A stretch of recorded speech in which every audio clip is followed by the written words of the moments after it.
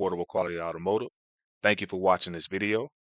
If you find any value, please like and subscribe. This is part 3 of a 4-part label series. Today we'll be going over the Vehicle Emission Control Information Label.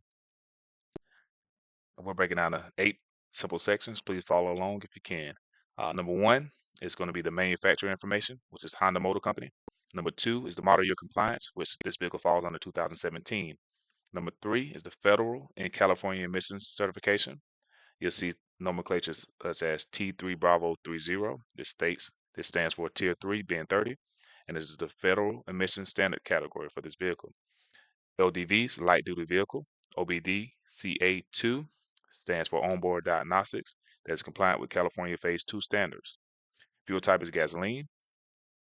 You also see SULEV V30.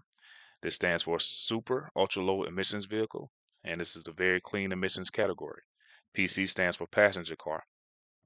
This also states the vehicle meets California's stricter emission standards, meaning it is illegal in all 50 states. Section 4 is the emissions control systems listed.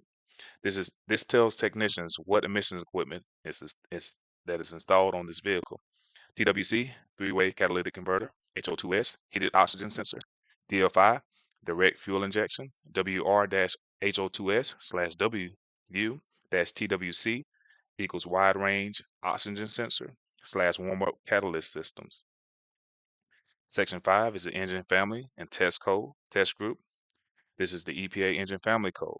Repair shops use this to verify correct parts. Section 6 is going to be EVAP system code. This code helps identify the correct repair specifications for the EVAP system. Section 7 is engine displacement. This vehicle has a 2.4 liter engine.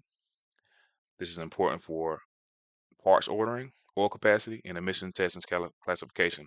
The final section is just the manufacturer specifications to change the coolant out in 10 years. After that, every 5 years.